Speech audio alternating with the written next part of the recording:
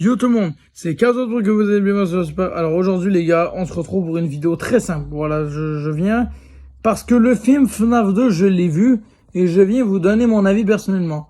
Et mon avis, il est très simple, vous allez voir. Moi là pour la part, je vais quand même bien, mais là, on va pas être positif à 100% sur ce film, je vous le garantis, comme beaucoup de gens. Parce que moi j'ai été déçu pour certains. Bref, les points bons, les points mauvais de FNAF, je vais les aborder avec vous avec plaisir.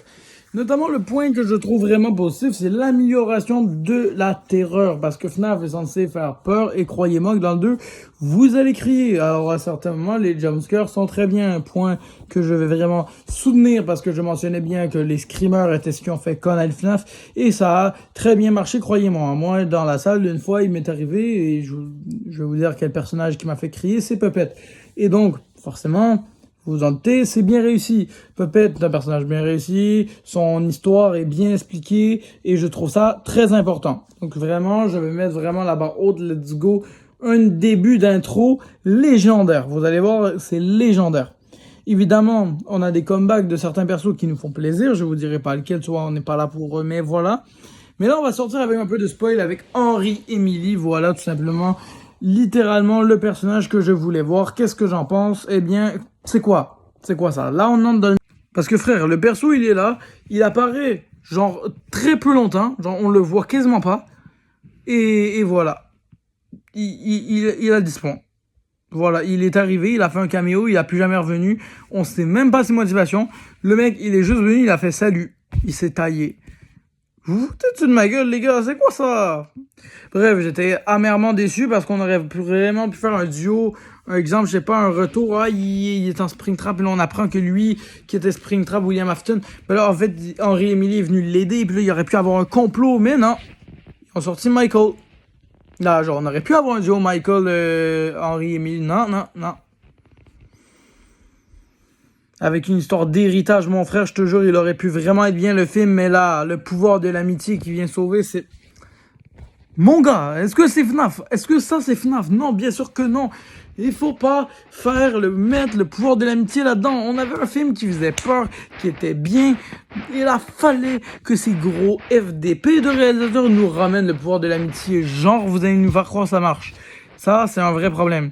Deuxième problème, le gore. On a même plus de sang. C'est-à-dire que les gens ont tellement peur de mettre du sang, carrément, ils ont eu peur dans le premier. C'est ça que ça veut dire Blue Mouse.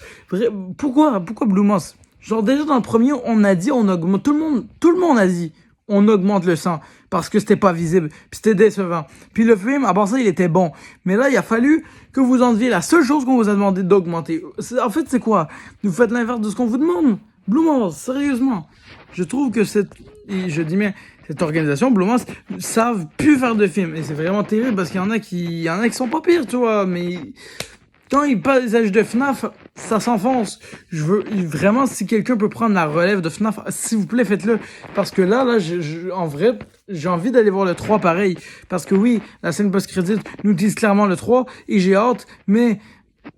Je suis chaud, je suis tendu, parce que imagine, ça fait la même chose que dans le deuxième. Dans le premier, je vais me taper littéralement 30 balles de billets pour absolument rien. Vous voyez, c'est ça le problème. C'est ça où, selon moi, je trouve le problème.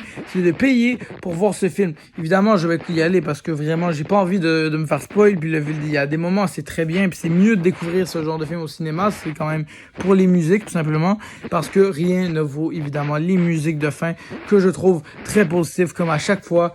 C'est le même point, la bande sonore de fin. Quand t'es au cinéma, rentabilise ton billet en masse. Ça, je vous le garantis. La musique du début, la musique de fin, la musique tout court, c'est bien. C'est canon au jeu. D'ailleurs, j'avais beaucoup aimé les rêves qu'il y a eu. En fait, on sent vraiment des rêves de FNAF que seuls les gens qui sont sur Internet connaissent. On parle vraiment aux fans à travers l'écran. Mais on veut trop parler aux enfants, puis c'est problématique. Encore une fois, durant le film, j'ai vraiment remarqué, notamment avec toutes les animatroniques, en fait, les toys, ils sont gentils, regardez, ils sont dans des parcs d'attractions, ils aident les enfants. Aucun toy n'avait fait ça, d'accord? On va parler franchement, il y a aucun toy qui fait ça. Et là, t'as eux, les légendes, les anciens, ils reviennent. En fait, ça, tu vois, c'est ce qui a fait... Je comprends pourquoi les gens, ils insultaient le film. En fait, le problème... c'est que vous voulez trop passer ça comme un message que c'est adressé aux enfants. Mon frère, Regarde, on va faire le calcul ensemble pour te montrer que vous aviez tort de faire ça. Regarde, FNAF, c'est un jeu qui a été fait quand j'étais jeune. Donc, actuellement, j'ai 18 ans. J'ai pas peur de vous le dire. Regardez, j'ai 18 ans actuellement. Et j'ai commencé à jouer à FNAF. J'avais environ peut-être 10 ou 11 ans. Donc, tu sais, ok, tu vois, peut-être, il y en a même de mes amis, ok, moi j'ai commencé un peu en retard, mais il y a de mes amis, ils commençaient, il y avait 8-9 ans. Donc, vous donne une idée, on est à peu près sur un bon 10 ans d'écart. Donc là, vous avez 10 ans d'écart. Donc là, admettons ceux qui jouaient à 8 ans, vous faites un film, je vais vous dire qu'il y a environ une bonne dizaine d'années d'écart, si peut-être 8, mais correct déjà, ce qui fait que vous avez environ 16, 17, 18, ça va tourner entre ces âges-là, vous comprenez? Alors là, dans ces âges-là, ils ont déjà vu des décadences. Ils ont déjà vu des Terrifier. Mon frère, mettez du sang. On n'en a plus rien à foutre maintenant, parce que même ça sera pas suffisant, parce qu'on a déjà vu tout ce qui gore. Donc allez-y, vous gênez pas, déchaînez-vous. Puis si vous dites, ouais, mais les autres enfants qui ont connu ça après, c'est pas mon problème. Ils avaient qu'à être là, à cette époque-là, puis au pire, on les traumatise. Puis c'est le but d'un film d'horreur. Ça a toujours été le but d'un film d'horreur, de traumatiser. Puis ça a toujours été le cas. Puis je comprends pas pourquoi là, on a arrêté soudainement, puis on a voulu plaire aux enfants. Regardez Megan. Regardez quand je l'ai déchaîné, Megan 2.0. Bah pourquoi? Bah parce qu'ils ont fait la même erreur. Et vous voyez, c'est ça que je veux venir. Je viens tout le temps picosser là-dessus, mais c'est vrai, les gars. Et ça, c'est mon avis. Et voilà, là, je me suis calmé, j'ai tout envoyé ce que j'avais. Le film était bien, mais pas au top. Sur ce, c'est la fin de cette vidéo. J'espère qu'elle vous a plu. C'était Chaos 113 et moi j'y vais. Je retourne filmer d'autres vidéos et me relaxer. Ciao tout le monde, portez-vous bien. Salut tout le monde.